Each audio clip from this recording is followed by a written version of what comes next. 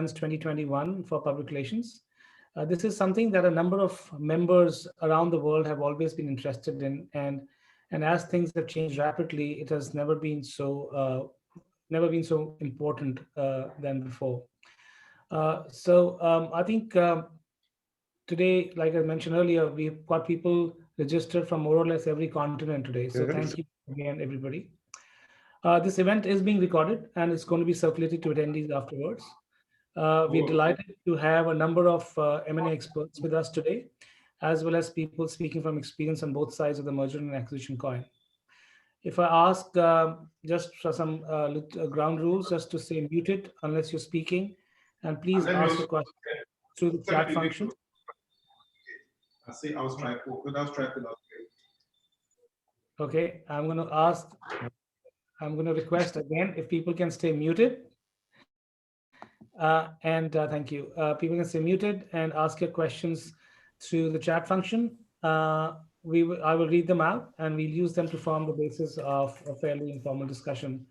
So we're going to start with 20 minutes introducing the topic and giving a trends overview by David. We will then have 20 minutes with our panel talking about their experiences. And finally, we will have Brad taking us through some legal advice on how to practically merge agencies successfully.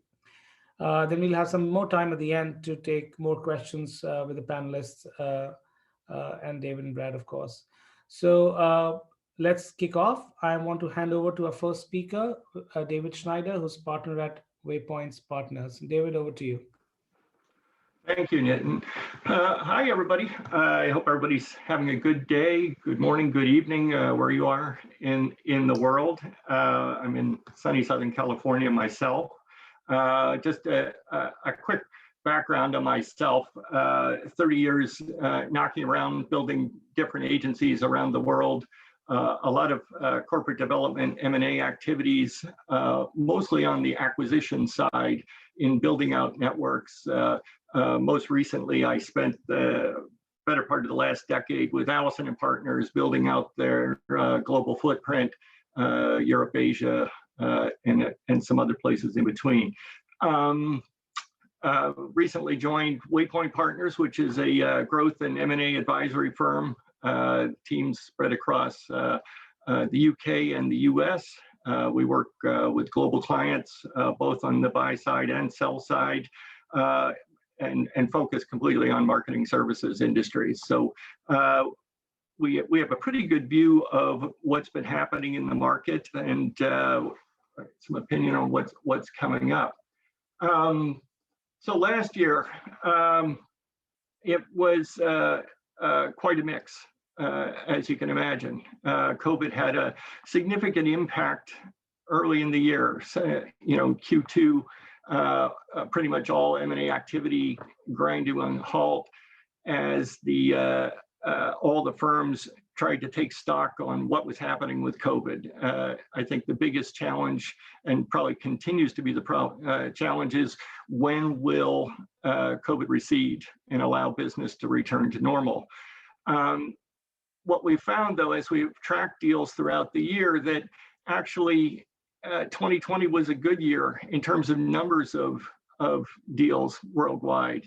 The numbers we have actually show across UK, Europe, and the US, more deals done than in 2019 in numbers, which I think is a bit counterintuitive, but in some ways it makes sense because there were firms that maybe accelerated their selling desires because their businesses were perhaps troubled, or they saw that they could fill a need that some of the investing firms had.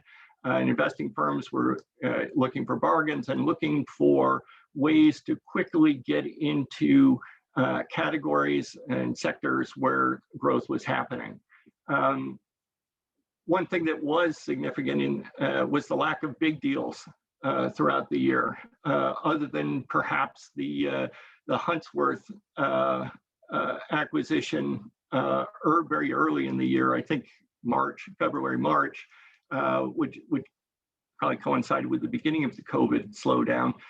There really weren't big deals. The big agency and holding groups sat it out they've continued to reorganize internally and merge firms together. There were a couple of agency buyouts where management bought themselves out of firms, but those entities really sat out the acquisitions in 2020.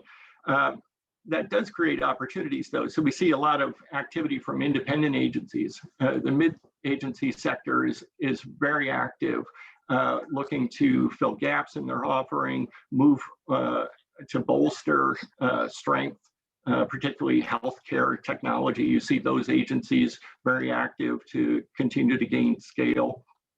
So a lot of smaller, really focused deals happening. The other thing that was maybe counterintuitive during COVID was, the M&A can still work even on distance. Technology works, as we're seeing here, where a lot of things can happen remotely without issue. It can happen very efficiently instead of waiting until somebody can travel to somewhere to have a meeting, a lunch, and a lot of delay. A lot more people open to suddenly have a meeting. You can ring up, you can have a meeting that day, you can video, you can do a lot of things efficiently that have streamlined the process quite a bit. And we found that somewhat counterintuitive, but I think throughout the year it's picked up steam. Going into 2021, we anticipate just an increase of activity. Again, fourth quarter was continuing to build with a lot of activity. We've seen a lot of inquiries, both on the buy side and the sell side. Some are exploring options, exploring the market, and there's quite a few buyers with very specific needs. And the buyer universe is very varied. Again, still a trend away from the large holding companies, which continue to kind of rejigger themselves and determine a way back to growth. But we see the mid-size agency activity as again dramatically increasing. We find mid-size agencies with very specific intent to fill gaps, bolster their offering, and really gain scale. I think the mid-size category overall globally is very interesting. Another thing that I think is interesting, and we were talking a bit about yesterday's celebration and the new administration here in the United States, a more return to a global mindset. And we anticipate a continued globalization trend. So we see firms that are, regional, mid-sized firms seeking to become more global, to expand their platforms into new markets. We see increasing inquiries about different markets on the world and setting some new priorities. And another thing that I personally find very interesting is the rise of non-US networks and non-UK networks. Some of the interesting firms emerging in Asia that are multi-market, becoming very strong players in their regions. There's some in Latin America. There are some in Europe that are not UK, and I think that's interesting. I think that's great for the industry to have different players doing things globally. And I think you'll see some of those firms step into the acquisition forum, looking to expand and enter into new markets, whether it's coming into the US market or bolstering within their regions. Specialty firms have some great opportunities right now. The industries that survived COVID and continued to do well last year, technology industry, for example, overall was relatively not as badly impacted by COVID and is doing well. So the firms that are tech specialists, healthcare specialists as well, both of those have continued to see a lot of growth. And there's a lot of activity in that space, both on the buying and selling side. Smaller tech agencies or healthcare specialists are in high demand, and there's buyers willing to pay a premium to either get into those sectors or to bolster their offering. You see firms like W2O in the healthcare space, which is very active and seeking to expand their platform in a lot of different directions, geographically and in data analytics, and really bolstering what they're doing. So you see a lot of potential there. And then all agencies, we find, are really looking to increase their digital capability. Video, with the proliferation of video platforms that are being consumed worldwide, video content is at a high demand. So we see almost every agency I've talked to over the last couple of months is very interested in finding video capability, whether it's making strategic hires or finding small to mid-size assets that they can bolt into their operations. That seems to be something that's of great interest. And overall creative content, I think, we from the PR comms world are finding more and more an integrated offering is beneficial. And I think you'll see additional agencies acquiring creative agencies and pulling them in, generally to the small to medium size, but eventually I think we might see some bigger merging of entities. And then the last one I think is kind of from a psychological standpoint is the seller's conundrum, which always exists. If you're an agency owner, the question is always, when should I sell, or when is the best opportunity? And it's hard to crystal ball, where your business is going, particularly in this time of COVID. So 2021, what will it be? Will COVID recede by June? Will it be next year? How's that impacting business? So I think we've had a lot of inquiries from agency owners wondering if now is the time to go to market. They may have been planning for 2, 3, 4 years further out after they've grown larger and they've done things, but they find, particularly in specialist groups, that their immediate growth opportunity is now, and with buyers willing to pay a premium, healthcare, tech, video, creative content, those spots are high, so buyers are buying now. So there's a bit of a conundrum there for sellers. Should they wait till they're bigger and potentially have a big return long term, or lock in value at this point? So that's just an interesting trend we see. A few things. So, and that's just a quick summary of our thoughts. I welcome any questions that anybody has on these points or others. Thanks, David. Thank you for those views. We do have questions coming in. A question from Elizabeth. With Brexit, do you perceive an interest in UK consultancies rather than in addition to mainland Europe? Well, I think UK agencies are always of interest because the UK is such an important market on its own. I think in the context of Brexit, it continues to be important. I don't see it. I've got one client I'm thinking of in particular. They're interested in investing in both the mainland and in the UK. And I don't think that changes just because the UK being such a central global market, that it will continue to be of interest. I think one thing that is interesting to the UK market specific is the pending tax changes in April. If that goes through, the capital gains tax could be really onerous for agency sellers. So we have seen a lot of activity targeted at completing a transaction before April 6th, I think is the date.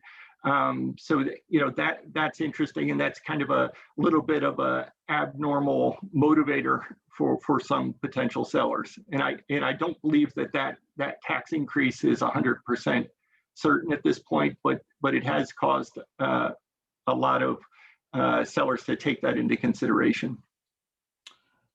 Great, thanks. A couple of more questions coming in from Sachin. David, you're talking extensively about power regions like the EU and the US.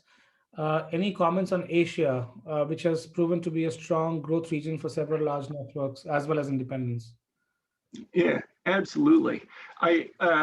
Southeast Asia, particularly, I think is very interesting. We see interest in that area as a hub for Asia.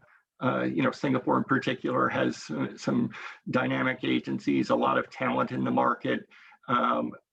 It's interesting in its proximity to 400 million people within an hour flight, something like this.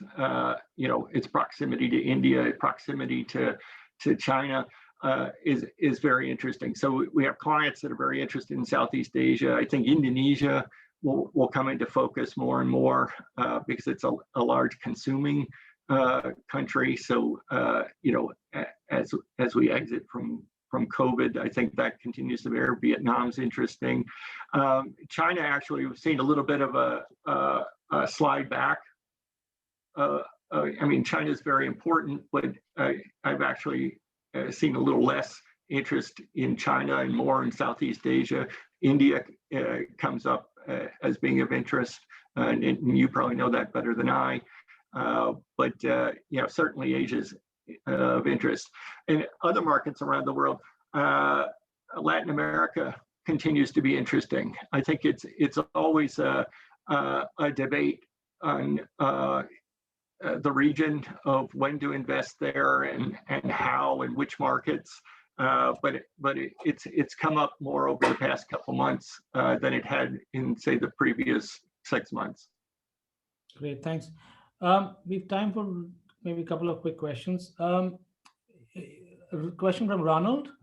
You mentioned seeing interest from mid-sized agencies looking at certain global markets, not the US or UK. Which markets are these?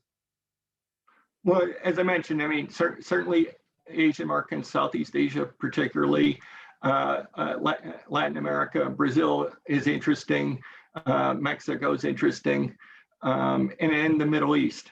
There's a lot of interest in the Middle East. I think some of that may take a little pause where the new administration comes into the U.S. just to see which way the political winds are going to blow in regards to some of the Middle East markets. But I think that that area is primed for some significant growth. Thanks, David. So there's a couple of questions around Africa. One is around thoughts about Africa in general. So not a lot of transactions have happened. Is there a space for Africa-founded networks in the emerging global industry? And if not, what will make that happen? Yeah, Africa is personally interesting. I have had opportunity to visit Africa, and it's fascinating. I think the primary driver is consistent client budget spend, right? Agencies are business, and if they see business somewhere, they will follow the dollars. So I think one of the challenge of further investment of networks on the continent is that they see global clients spending marketing dollars. So South Africa is an important hub for the region. The markets tend to be somewhat inconsistent. I think once marketing dollars are consistently flowing, and this is true to lots of markets around the world, in some of the Latin American countries, Asian, when dollars flow in, then you see investment dollars follow for agencies. So I think that's the challenge there. I think it would be interesting to see some of the, again, non-US agency networks explore Africa. China, for example, invests a lot of infrastructure dollars and things in Africa, and you see Chinese companies and other companies active in the market. So budget may come from other places than US multinationals, and that could encourage perhaps Asian agencies to expand to that market, just to put forward an idea. Thanks, David. So I'm going to stop now. David, we've got a couple of more questions, and maybe we can take it towards the end of the panel discussion. Sorry, after Brad at the panel Terrific. discussion. So we're going to stop now. We're just going to move straight to the panel discussion now. And I wanted to welcome the panelists. Um, before we begin, just want to say that we're now going to have a panel discussion, which will be myself, Barbara Bates, who's CEO of Hotwire, and David Bloise, managing partner for M&A Advisory. And I request each of our panelists to just start with a little overview of their experiences with M&A and what they've learned, and then we can take some questions from the audience. Barbara, do you want to go first? A quick line of introduction, and maybe then you can just share your experience. Sure. Again, Barbara Bates, I'm the global CEO of Hotwire. We are a technology-focused integrated communications consultancy with offices in 11 countries. Our largest markets are the US and the UK. And I got to this role because my agency that I built in Silicon Valley for over 25 years was acquired by Hotwire in September 2016. And a few months after the acquisition, I thought I would just be working through my earnout and focusing on North America, minding my own business. But a few months after the acquisition, they asked if I would take on the global CEO role, which was a very interesting move for someone. If you're familiar with the earnout models at all, I think Brad will probably talk to this a little bit, or someone will. It's usually, when you're in the middle of an earnout, you're very focused on running your business as profitably as possible and making sure that you get the highest value out of the baby that you built for so many years.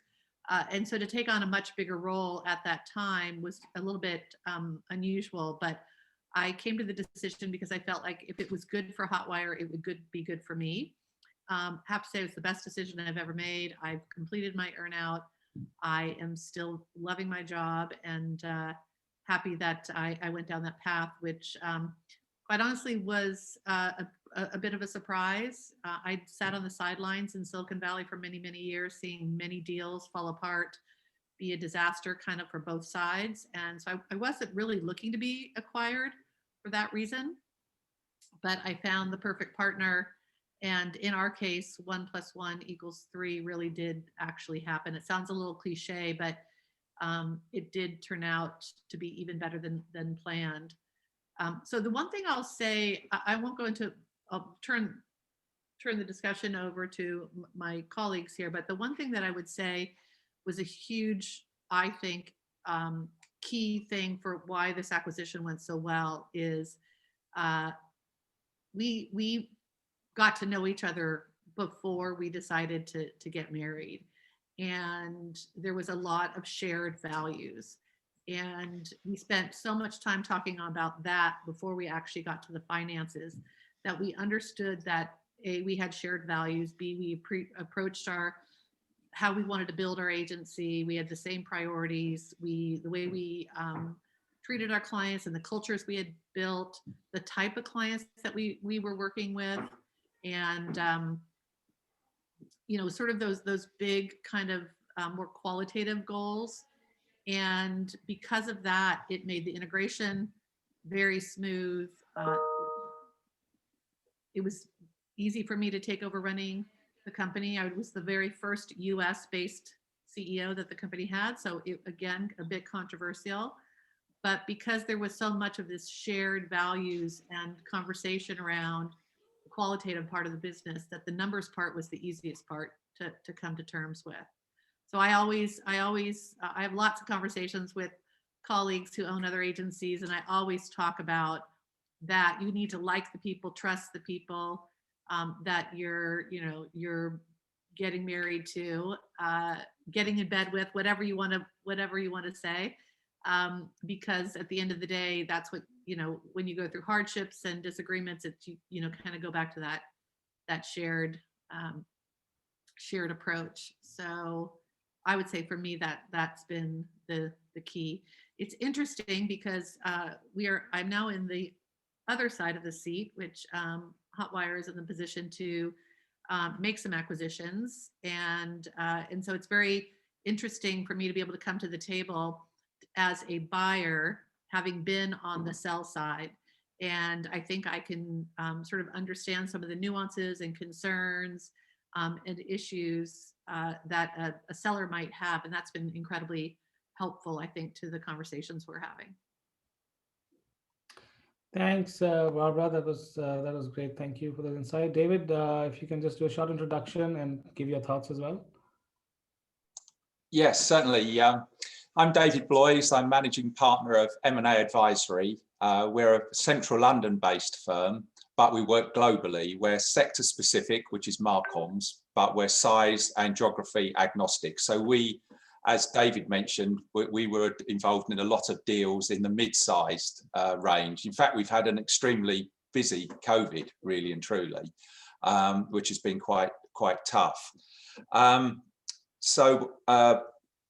I suppose one lesson following on from Barbara, I agree with very much what Barbara is talking about the cultural match.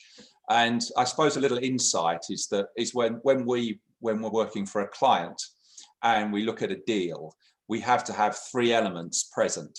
And the first of those is when they meet for the first time, there's got to be really good chemistry between the parties. Because if they can meet for the first time and have that good chemistry, the chances are they'll be able to work well together throughout any earn-out or with client challenges and earn-out challenges and all of that sort of thing. So that's really important. The second box we need to tick is a cultural match. And that's not a sort of a geographic culture. That's what you might call a style of working, a way of working, the way we do things around here. And that's an extremely important element. And that kind of also follows on from what Barbara was saying. And the final thing, which is extremely important, is an outstanding business proposition. So when the two parties sit down and say, well, what is this going to look like post-deal? There's got to be something really interesting, really exciting to come out of it. Because if there isn't, the chances are it won't be an exciting deal. So when we do a deal, we have to tick those three boxes. That's most important. Great, thanks, David, for that. Okay, so I just want to give some thoughts from India APAC perspective now. My name is Nitin Mantri. I'm President of ICCO. I'm also the Group CEO of AV&V. We got acquired 2 years back by V Communications, and that was actually a pretty good experience. I think I'll echo what David said and what Barbara said earlier, that I think for us, it was very important that we were culturally fit with the people who were going to acquire us. And we spent a lot of time meeting. In fact, my business partner and me, we actually flew down to Seattle, met V over there. We spent a lot of time with them. They spent a lot of time with us in India, and it was only after that we decided to get into this deal. And I think the only thing I would add, because while culture, shared values, all those was very important. I think one thing that worked for us really well was, I think, the independence or the independent nature of the business.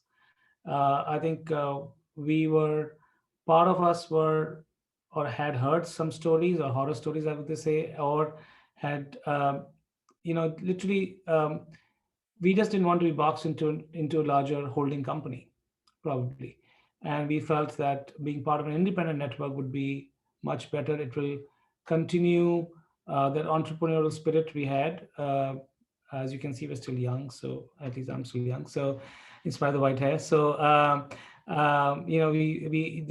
what is, like David, you said, what are the opportunities? What is the whole package, right? What happens post this, right? And I think that for us was very attractive. Apart from just the shared values and culture, it was how can we make an impact, or how can we benefit from being part of this network later on. So I'm going to stop here, and I'm happy if there are questions from anybody. I do want to pick up a couple of questions which did come in. Um, and Barbara, David, anybody who wants to go on this one. Any advice on merging cultures internationally, different styles of working, different ways of internal communication, different tools and technologies, styles and leadership? I'm happy to jump in on that one because that was obviously a very big concern of mine. Having been the first US-based CEO of a London-founded firm who was owned by an Australian parent company. And I think the thing that I made very clear from the very beginning is I had a lot to learn. This was really my first global role. And while I've traveled internationally quite a bit, I'd never run an organization with global staff. And so the very first thing I did, my appointment was announced on a Monday, and on Tuesday I was on a train to Paris, and I literally went and visited each one of our global offices on a road trip, just so that they could see that, get to know who I was as a person and kind of what my thoughts were. And then I just did a lot of listening and learning. And one thing that I was really crystal clear on is I did not want to make the same mistakes that you've heard many, many times before, where there is the, sort of the hub and spoke model where everything is decided by the headquarters office, whether it's the US or the UK, usually the bigger markets. And then just, most of the countries feel like they're the tail at the end of the dog. Things get sort of thrown out their way. I really wanted it to be a two-way dialogue. I wanted ideas coming from the different regions and different markets. And that was something that we really focused on, especially in the first couple of years. And I will tell you, we are a different organization today than we were 4 years ago, because there is very much a cross borders. We consider ourselves one team. We have one P&L mentality. And I think that makes a lot of difference with staff in different cultures feeling like there is an equality. Obviously, there are some markets that are more important and bigger, just financially, the impact on the business. But we do hold everybody else to, hold everybody to a certain standard and try to deliver that consistency. And I think that makes everybody feel like they have an equal seat at the table. And I do think that's really important to the culture. Great, thanks, Happy Barbara. to. Sorry. David, yeah, go ahead. I'll just add to that a little bit. I think whether you're buying or selling an agency, you need to have a choice and look at a number of agencies. And wherever you go in the world, even though there are different geographic cultures, whether it's a US culture or a Chinese culture or everything else, there will be an agency that matches your culture. And that culture is a style of working. And that's really important, that you go and find that agency. And if you recently we did a deal with a Swedish company and a UK company, and they were very, very similar in culture. Not so much, there is a big difference between Swedes and the UK, but these companies worked in the, so you have to find a local firm, an actual company culture that matches. I think that's the only thing I'd add to that, rather than the geographic. Yeah, I actually think that's a really important part, and that actually goes to, I think, the question that Sachin asked about. There is a trend, and actually that's not a new trend. Maybe it's picked up in recent years, but that's been something, the deal was not done well when that kind of thing happens. And usually in my experience, because I've talked to a lot of these people, when they buy back their firms, it's for two reasons. One, the financial aspect of it is not what they expected, either for market reasons or whatever. They're not experiencing the positive financial impact of an acquisition that they thought they would. And, for those of you who've built your own companies, I waited 26 years to sell my baby. And of course I wanted to make sure that I got the maximum value out of this thing that I had put so much blood, sweat, and tears into. And so one reason is, if the writing is on the wall, then for some reason, whatever was planned or expected financially was not happening, oftentimes people will make the case to buy it back. And they often are able to do that because if it's not financially working for the seller, it's probably not financially working for the buyer as well. And then the second part is exactly what David just said, is when they focus on the financial part of the deal and the numbers and all of that, and didn't do enough due diligence on shared value and culture. Because when there is a disconnect between cultures, that's where it doesn't work very well. Thanks, Barbara. David, this one's for you. Any advice on restructuring in terms of how do you make sure your second tier of management who hasn't been involved in the deal directly are able to flourish and stay with you through the earnout? Well, I'm not. I'm the sort of guy that puts the deals together, and I kind of lift my hands up a little bit once and let the management usually get on with doing that deal. But I think it's you know, probably important to have a leader in that exercise, and also have a plan so that you have quite a common cliche is to have a 100-day plan. And so you integrate people. I think it's always very useful that when those people aren't involved in the deal, that they get together and meet, perhaps socially, at the start of once that deal's announced. They get together and have a good party and get to know each other from that perspective and start working together. But probably some of the other team here will have real hands-on experience of integrating businesses more than me, being the guy that puts the deals together. Okay. One last quick question before we go to Brad. What, in your experience, are the elements of a good deal, and what makes a bad deal? Is that for me? Would you like? Yeah. Go for it. Yeah, I think those three elements have got to be there. The chemistry, the culture, and the outstanding business proposition. Because the chemistry and the culture mean that people are able to work together.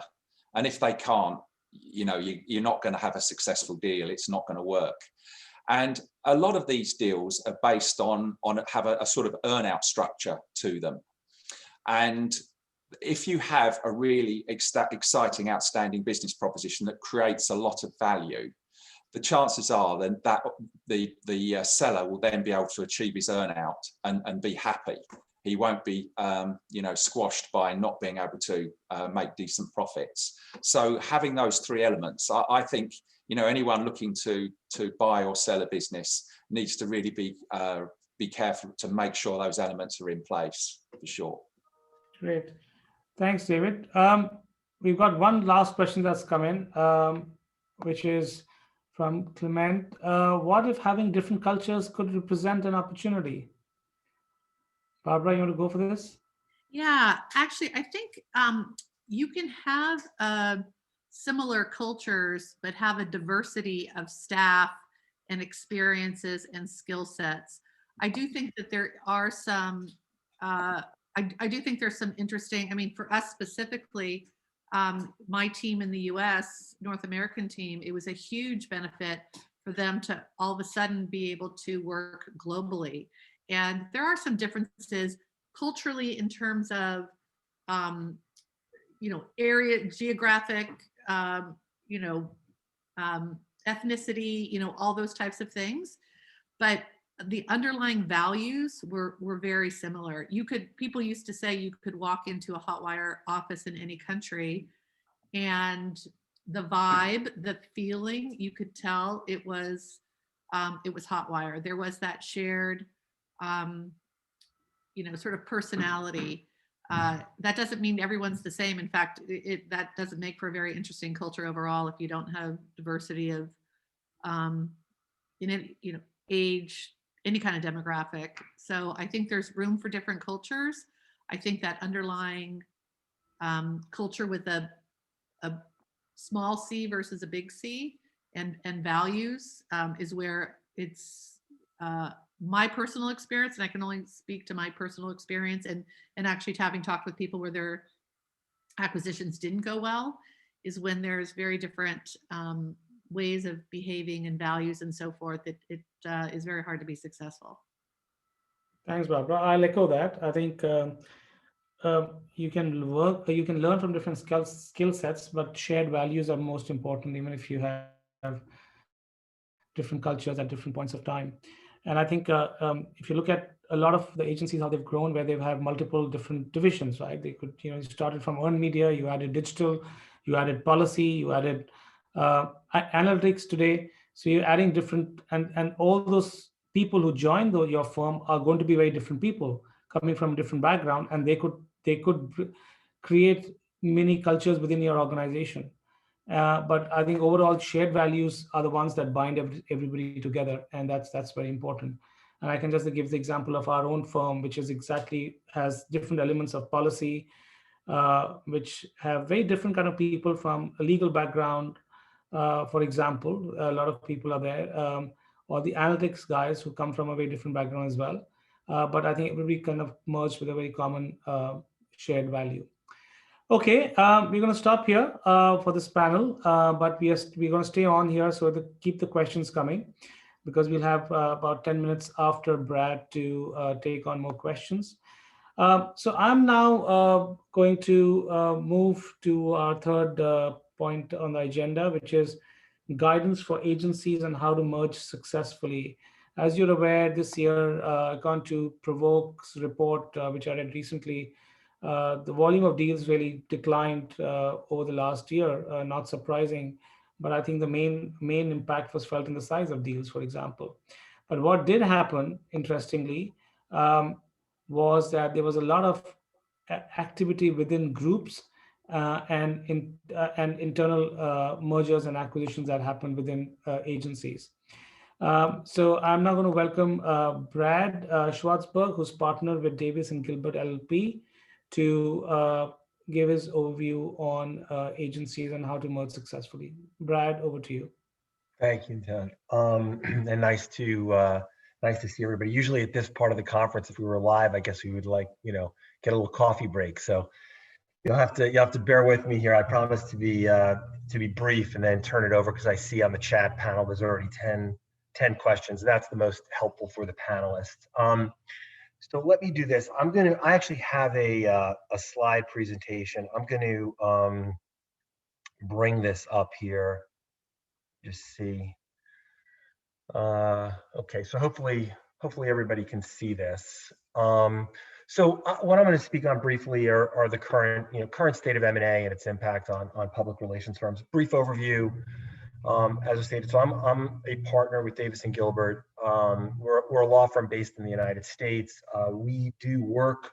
Our principal point of specialty is in marketing communications. So not exclusively within the public relations industry, but marketing communications in general. We've been very fortunate to represent a number of very successful both companies that acquire as well as on the sell side. We're probably evenly split on our representation in the M&A world. We also do a lot of just general day-to-day advice and planning on the client and employment side of it. We've been in business for over 100 years. I've been with the firm over 27 years, and as I said, I run our corporate practice. So I thought what would be helpful, and my panelists covered a lot of this, so I'll be quick, is just to first give you an overall status to kind of where we stand with COVID. So let's just see if this is going to allow me to do this here. So yeah, so here's the agenda. So I'll first just cover current trends, generally what's hot and what's not, how to prepare for M&A opportunities in this current environment, how firms are presently being valued, and then just typical deal structures that we see. So first, what are the current trends influencing M&A? As David said, and a number of the panelists said, 2020, look, I'm happy to have it in the rearview mirror. Definitely a rough year for all of us. Interestingly, right? The carryover that we had from 19 into the first quarter of 2020 was as robust across Marcom in general, but in particular in the P&R space. I would say in my practice group alone, I think we had over 30 active transitions, on our plate at the end of February, and by March 15th, we had 2. So as was said before, it was a complete standstill. But interestingly, the finish was crazy. I mean, we had as robust a fourth quarter in M&A activity as we've ever had. I think part of the story of 2020, it's really about the haves and the have-nots. And COVID has shown that we were able to work remotely, and as a result of that, I think those companies that were digitally strong and were capitalizing on e-commerce and had a foothold within the public relations industry in that segment were very desirable. And so I'm representing several PR firms right now that are going to market, and because of that, they actually were able to not only survive during 2020, but were actually able to thrive. We're also seeing, and this hasn't been mentioned much, so there's a relatively new player. I mean, the new player, D&G puts out an M&A report in the PR space every year, and private equity, it's an insatiable appetite that they have. They like PR. W2O has been mentioned before. W2O has had a private equity partner. That private equity partner actually sold to another private equity partner. We were involved in all different aspects of that transaction. But because of the abundance of liquidity that's just flooded the US market, and private equity sitting on a ton of cash, that the amount of deal flow that we have seen now that's transferred into the second half of last year and moving into the first half of this year is significant. And this has resulted in opportunities. I mean, I'm very robust on both the buy and the sell side, and whether your objective is to position your agency for a selling opportunity, or you feel that you're of a size. I mean, David mentioned, growth within the mid-size market. I'm seeing that as well, where mid-sized agencies are interested in growing. I think there's a tremendous amount of opportunity there. So what's hot? Interestingly, right, I am seeing that larger size deals are hot. And if you're an agency of size, and you're showing growth, the multiples are strong. I mean, they're, generally you'll see in my latter part of the presentation that firms are continuing to trade mostly at a multiple of normalized EBIT or EBITDA. So, but I do a lot of work at the holding companies, and yes, they've been certainly more measured and more reserved, but I know a number of them are interested in the public relations space. It represents a pretty significant component of their overall revenue generation. They understand that margins are usually particularly strong. It gets you into the C-suite. So deals of size are of more interest than necessarily the smaller size deals. As been said by some of my prior colleagues who spoke before, technology and digital continue to be very hot sectors, as well as healthcare. If you can combine healthcare and digital, you're pretty much writing your own ticket as far as the multiples are concerned. I'm representing companies that are about to enter into an auction process, and the bidding is just silly, quite frankly. What's not, again, from an obvious perspective, travel and tourism, given coming off of 2020, those agencies are really struggling. And if you're stagnant, if you're a slow or a no growth firm and you're just kind of plodding along, and notwithstanding, even if 2020 was a bump year, if you were growing pre-2020 and you have a trajectory to grow into 21, that's positive. If you're flat on a revenue side, that's a tough place to be. Okay, so the next is how to prepare for an M&A opportunity, whether you're thinking about buying or selling, right? So I do a lot of lecturing on this topic. I actually dedicate an entire hour presentation on how to properly prepare for sale. This is all going to be of 3 minutes, but I'm a huge believer that no matter what side of the table you're on, you always should have a little bit of a sell side hat on. because even if you never sell, it's going to make you better. You're going to be better run. You're going to be more profitable. You're going to really be able to clearly identify your strengths and identify your weaknesses. And if you've never been in the process before and you've only owned your own agency, you might be wonderful at actually doing the work and representing your clients, but to no fault of your own, you're not an M&A expert. So you don't know really what is going to make you attractive, or maybe even more importantly, unattractive. So the first thing I think that's very important for anybody on a sell side of the equation is you should be always thinking about what your own personal career goals are and what your economic goals are. That's both from your own individual perspective as well as from the perspective of your firm. The maintenance of accurate books and records and either GAAP or financial statements in accordance with IFRS are very important, because if you are ever going to engage in any type of a merger or an acquisition transaction, the first thing that's going to go across the transom, other than your confidentiality agreement, are going to be your financial statements. And, first impressions mean a lot. So if you have a buttoned up set of financials and you can defend them, or if there are certain add backs that, or normalization adjustments, this is something, and again, even if you never sell, you should generally know, what your revenue numbers are, what your profitability numbers are, what your expense ratios are, compensation relating to revenue, and what have you. This has been mentioned before, but the development of second-tier management is very important, because very often PR firms are owned by an individual or one or two individuals. So if you're thinking about merging or combining with someone else, that buy side candidate is going to be looking at who's going to steer the ship after you as the owner may be walking away. And most buyers like a pyramid structure, so they really want to see the development of second-tier management, and that's an involved process to how you go about doing that and understanding all that. The other two are a bit more technical, but in the overall process, you should always be analyzing whether your employment practices and how you're comping people and everything relating to employment is legally compliant, because that's a deal destroyer generally. I mean, PR firms, right? Their assets mainly walk in and out of the door every day. So you certainly want to make sure that your employment practices are sound. And you should be looking at how you're contracting with clients. I mean, are you deploying best practices? I mean, very often clients are handing you their MSAs, but believe it or not, they are negotiable and they're looked at in the course of a transaction. On the buy side, similarly, right?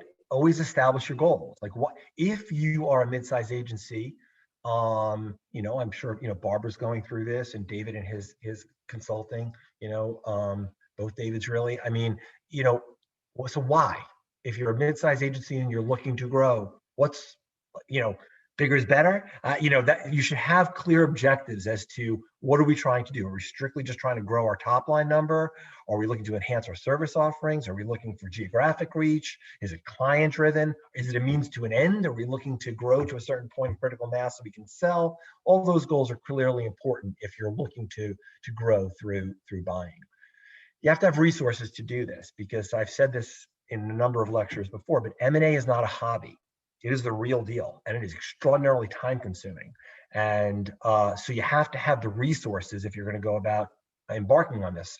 Financially, you have to have the money to go out and acquire. There's ways to do that and structure it, but you also need the staff, because when I'm involved with my clients, whether it's on the buy side or the sell side, I dominate their time, because M&A is a lot. So I'm on the phone with them a lot, and that can be very distracting to the running of your business. So if you're interested in growing through a buy side M&A, you want to make sure you have resources internally and externally. Targets, you want to identify a number of targets, because you can't buy everything you look at, and you can't buy the first thing that you look at. So the more targets that you identify and analyze and speak to, the better buyer you will be. You should know your pricing limits, your parameters, and you can't fall in love with a deal. So you got to really understand, like, I can afford this or I can't afford this. And exercising diligence and discipline is, if you're going to be a good buyer, you really need to be thorough, and because you never want to be in a situation of having to really rely on the contract to make you whole for a breach of a representation or a warranty or an indemnification claim. So, and having the discipline to say no. I've represented a number of buyers where, they just kind of fall in love with the target, and it's tough, because if you've invested a lot of time and energy and cost, quite frankly, in moving a deal forward, and maybe you're close to punching it into the end zone, but something's come up in due diligence, you're not really sure. Sometimes the best deals you do are the deals you don't do. So you have to have the real discipline to say no. So on how PR firms are valued, not too much has changed. I would say, a lot of buyers deploy different methodology. Some might do it on a percentage of revenue. Some might do it, structured as like a commission structure, but mostly it's going to be valued on a multiple of earnings before interest, taxes, depreciation, and amortization. That's what the EBITDA acronym stands for. So going back to my prior slide on having good, accurate books and records and financial statements, you should know what your EBITDA is and what that normalized EBITDA represents. So obviously, the healthier the firm, the higher the multiple. And so what makes a firm healthy? Well, good profit margins. Profit margins is basically a fraction. It's EBITDA as your numerator and revenue as your denominator. Not billings, not pass-through expenses, but revenue. That's your profit margin. And buyers like to see a healthy profit margin. It all gets into a return on investment for them. So they're going to put a certain amount of money down. If it structures an earn-out at closing, they're going to be paying you out over a period of time. And how long is it going to take them to recapture that money, assuming that you generate a certain level of margin? Historical and future revenue growth. This is becoming more and more important. Again, if you're a flat company and you're not showing any growth or any prospect of growth, it's going to be tough to even sell. But most buyers are not interested in flat or no growth companies. And hot sectors, like I said earlier, again, if technology, digital, healthcare tends to attract higher multiples. And then, typical deal structures. So, Barbara is very familiar with, the earn-out, type transaction. It's interesting. The smaller deals. So if it's mid-size buying small, or even in certain circumstances, if it's a larger size company buying a smaller size company, earn-outs are still pretty favored. And they're tough earn-outs. There's not always complete consistency. The biggest issue you have with an earn-out, as Barbara indicated earlier, is that it's very centric within the entity that they're buying. So the seller is very, very focused on their agency because their purchase price is being determined based upon the performance of their firm that they're selling. So two problems with that on the buy side. One is if I want that seller to play nicely in the sandbox globally, how do I achieve that? Because they're not being economically driven to do that. And the other is short versus long-term, because again, the earnouts are 3, 4, 5 years. And you as the buyer might want to invest in the company, which might result in an earnings decrease in the short run, but might expand in the long run. But all that being said, it's still a good way to buy and sell companies because for the most part, it does get everybody rowing in the same direction of trying to grow. So I would say that is, I'm seeing some derivative of an earnout. It's still a very popular way to acquire.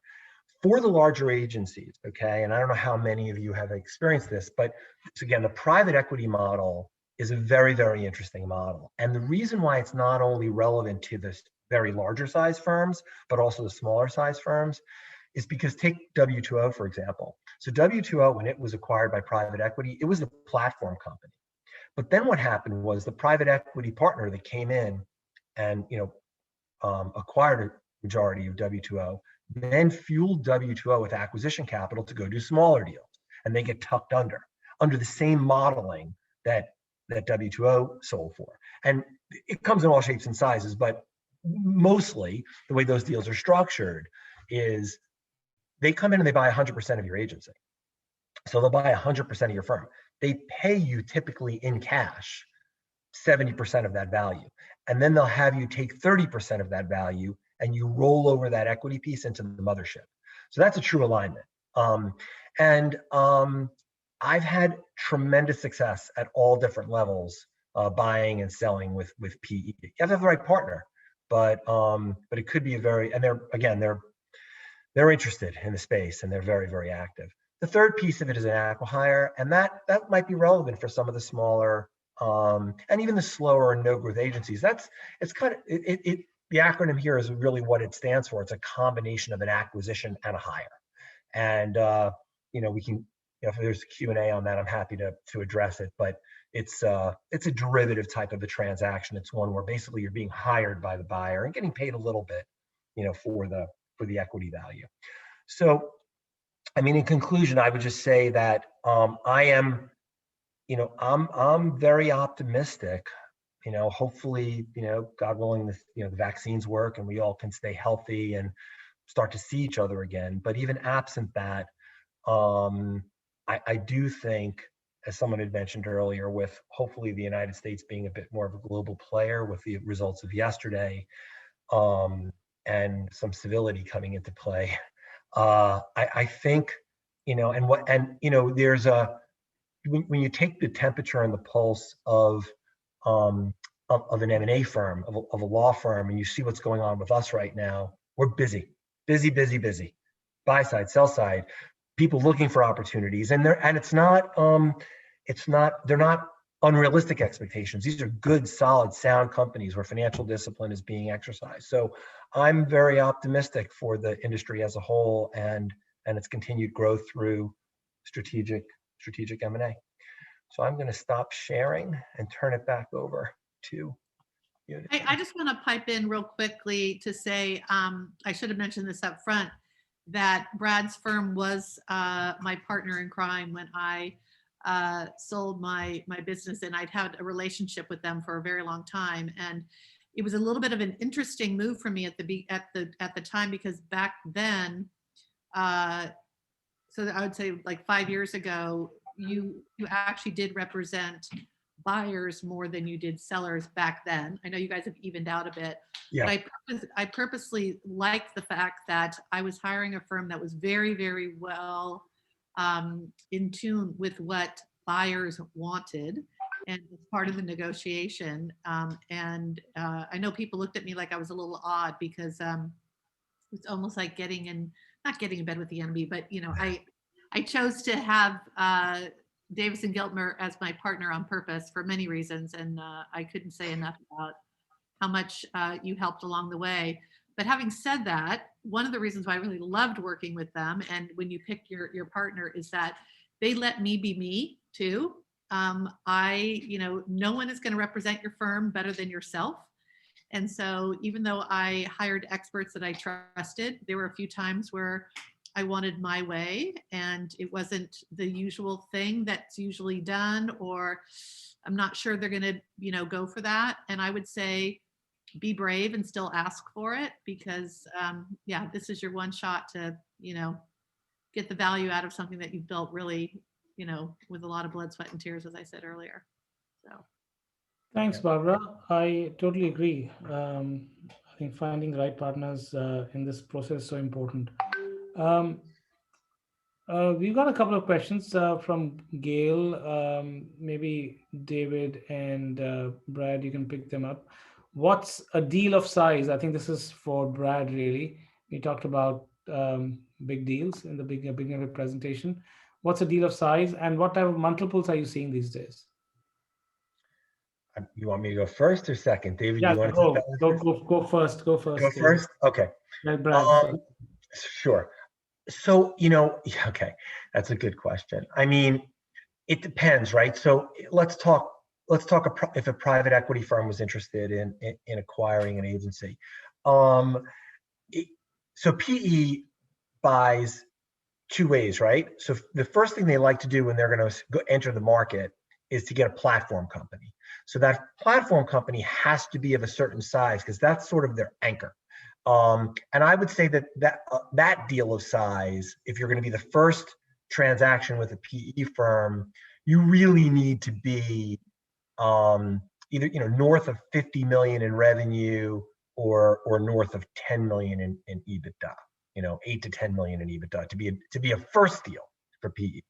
But once PE does that first deal, and they have that platform company, and that platform company is going to do other deals, I would say you need to be probably, 3 to 4 million in EBITDA. Now, depending upon the industry, you could be much less than that if you've shown like hockey stick growth on the revenue side. So if you've sacrificed your margin, your EBITDA performance, because you've just been growing so much, like a lot of these digital agencies, particularly with COVID and everybody doing everything online. I mean, I sold a company this summer that had almost no profit, but the revenue numbers were just off the charts. I mean, they were growing like a complete weed, and so they were priced differently. They weren't priced on a multiple of EBITDA. They were actually priced on a multiple of annualized recurring revenue. So but if you want to just measure it from an EBITDA perspective, I think those are your numbers. Thanks. David, do you want to go for the other question in terms of multiples? Yes, yes, I can. I mean, I would agree totally with what Brad was saying on sizes of deal there. Large private equity deals could also be large PLC deals, very similar.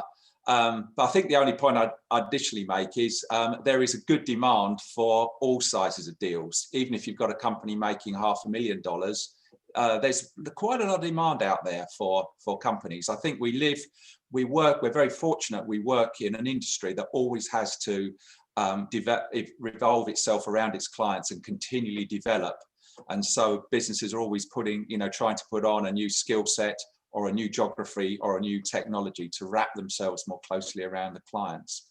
But going on to the question on multiples, it's interesting. I've been doing this for about 25 years, probably too long. But the interesting thing is that multiples don't really change that much, whether you're at the top of a boom or you're in the depths of recession, because it's a kind of a supply and demand thing. And buyers, will look to buy a business, and all they're buying, because although the multiple doesn't change, what can change is the overall level of profits. So if you're selling towards the top end of the market, you're getting a higher price for your business because your profits are higher. But the multiples generally don't change enormously, I don't think. That's my experience. Great. Thanks, David. We had a couple of questions earlier, which I want to pick up now. David Schneider, that's a couple of questions that came in earlier when you were speaking. From Tobias, you said buyers are buying now and sellers may get a premium. Does this mean that we're speaking of a seller's market right now and prices are rather high? So is it unlikely for a buyer to acquire an interesting target for a lower price? Well, I would say that yes, there are certain sectors or like we mentioned, healthcare that are in high demand at the moment. There's a lot of business opportunity in healthcare. Healthcare firms are doing well, and firms would like to be in the healthcare business. So buyers, it's as David was saying, a bit of a supply and demand. So if something's in demand, buyers can charge a bit higher price for it. I don't think that precludes buyers wanting to pay less for a business. I think buyers always want to pay less for a business. So there's a bit of negotiation there, where buyers always want to pay less for a business, but maybe forced to pay higher because of lack of demand for the property. So I think in certain sectors, I think it's a good time for sellers to explore selling. I just think, in healthcare, maybe technology, some of the digital disciplines, there's a lot of demand. As Brad was saying, there's a lot of money of all types coming in.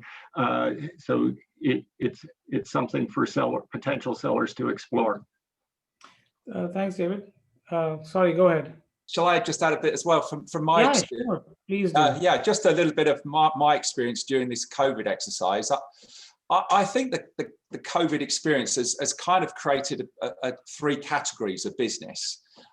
There are at the top end, there's the businesses, as David was saying, healthcare, technology, that have been totally unaffected by COVID, and they continue to grow, and they continue to be in great demand by buyers.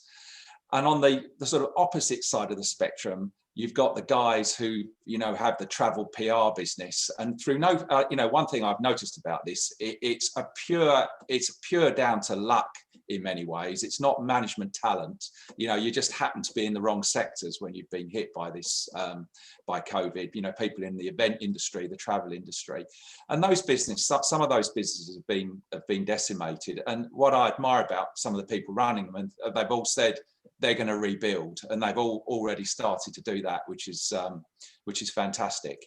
And then you've got this middle strata, and those businesses are probably between 10% and 35-40% down on the revenues that they had pre-COVID.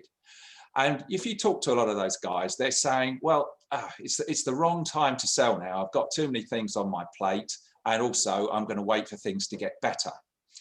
And what that's created is a little bit of a seller's market, because those people brave enough to sell are in demand. And we found that there's quite a strong demand for those agencies right now. And we are getting very, very good prices. We're getting quite competitive tendering for those sorts of businesses. So, and the other thing that's happening is that as those businesses come out of COVID, they're actually getting credit for on a monthly basis on their profitability. So in other words, the buyers are saying to them, well, I know your year's going to be bad, but I noticed that you're now doing the same monthly revenue as you were pre-COVID. So I'm just going to annualize that, and I'm going to give you credit for that in the deal. So we're getting some really excellent deals for those guys that are on the market. So things aren't so bad, really. But I thought I'd just add that, because that's just something I've seen. That's excellent. Thank you. I think people do want an answer on what are typical multiples. So I'm not sure if you want to give that number or not.